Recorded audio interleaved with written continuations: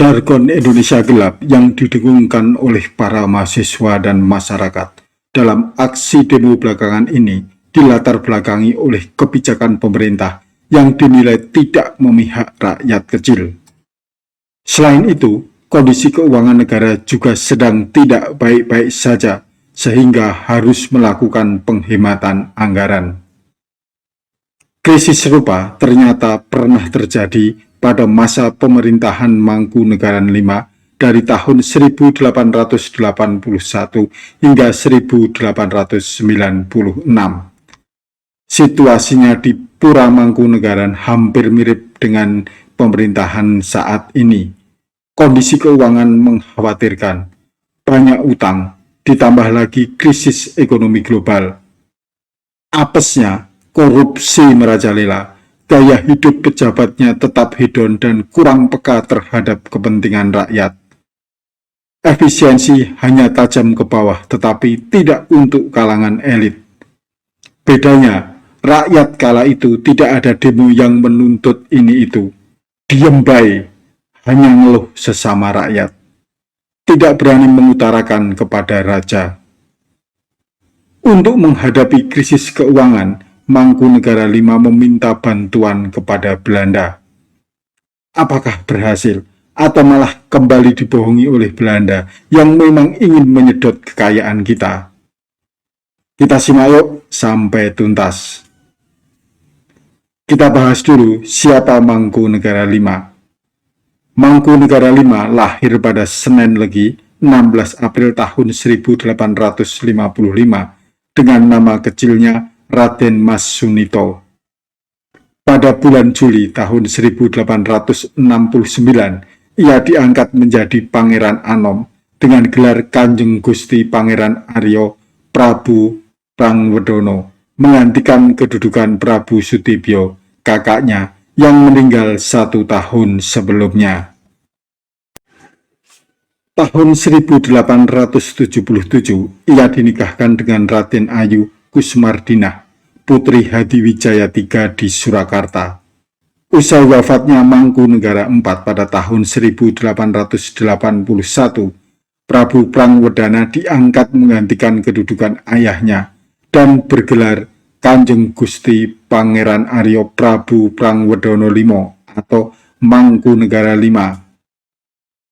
Sejak berdirinya tahun 1757 di bawah pemerintahan Mangkunegara I sampai pemerintahan Mangkunegara V, Praja Mangkunegaran masih berstatus vasal dari pemerintah Belanda dan Kasunanan Surakarta. Meski demikian, Belanda memberikan keistimewaan kepada Praja Mangkunegaran. Keistimewaan itu meliputi pemberian kelonggaran-kelonggaran seperti dalam bidang administrasi pemerintahan, peradilan, dan wilayah kekuasaan.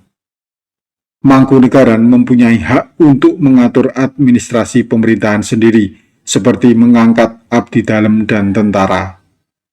Hal ini dilakukan Belanda karena Mangkunegaran bisa menghasilkan uang bagi Belanda. Saat Mangkunegaran V naik tahta, dunia sedang mengalami krisis keuangan.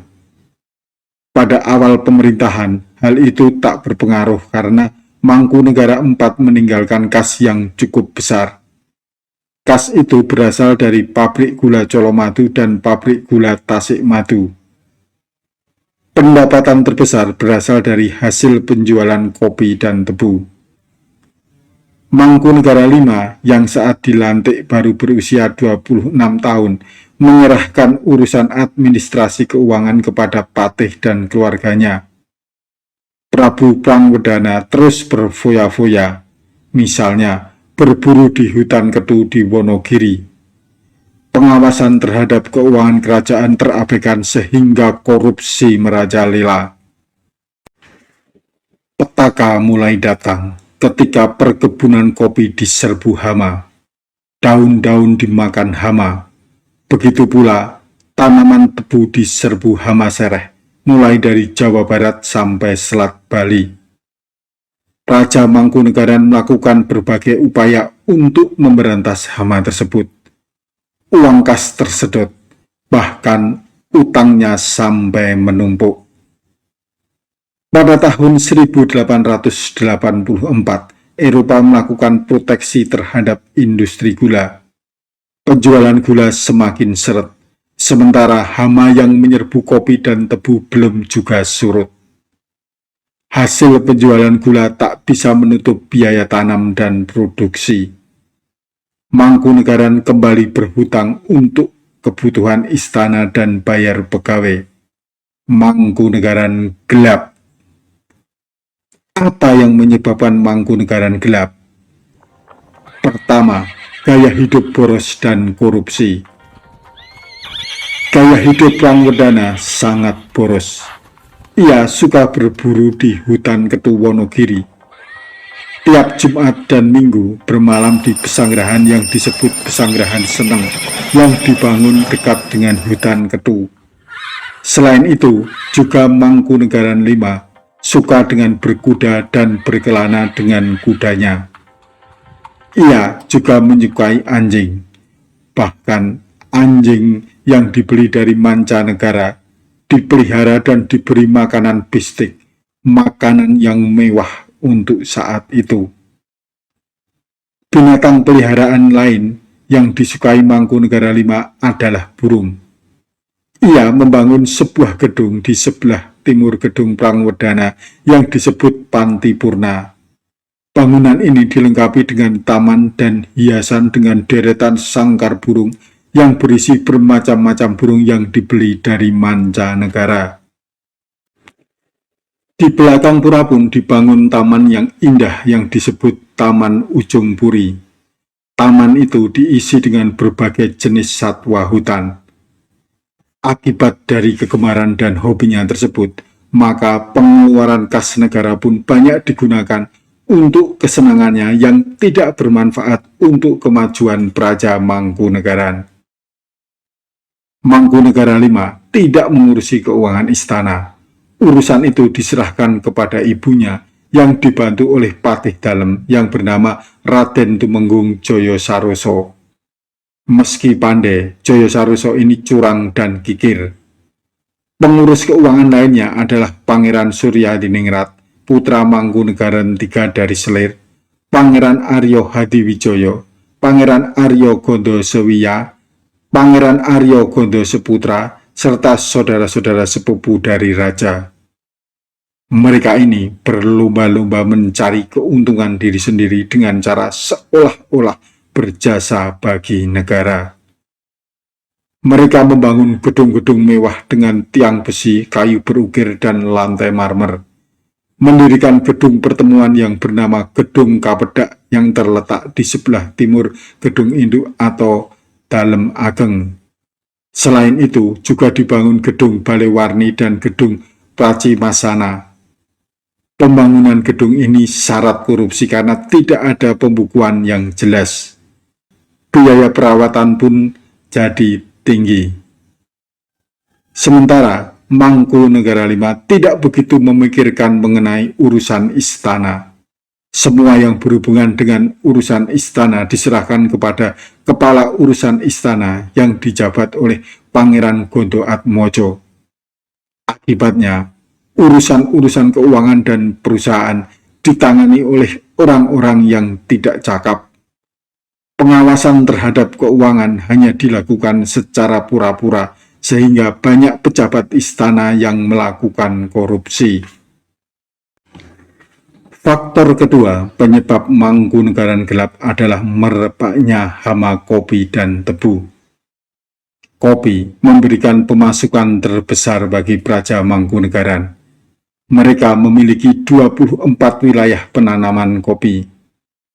Perkebunan kopi dikelola secara serius dengan mendatangkan para ahli dari Eropa. Tetapi, sejak hama dan penyakit menyerang tanaman kopi, penghasilan dari kopi menurun drastis. Penyakit karat daun yang menyerang tanaman kopi pada bagian daun yang mengakibatkan daun menjadi gugur, menghambat proses fotosintesis.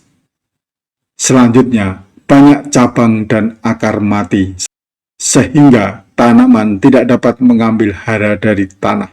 Akibatnya, hasil dari perkebunan kopi pun menjadi sedikit.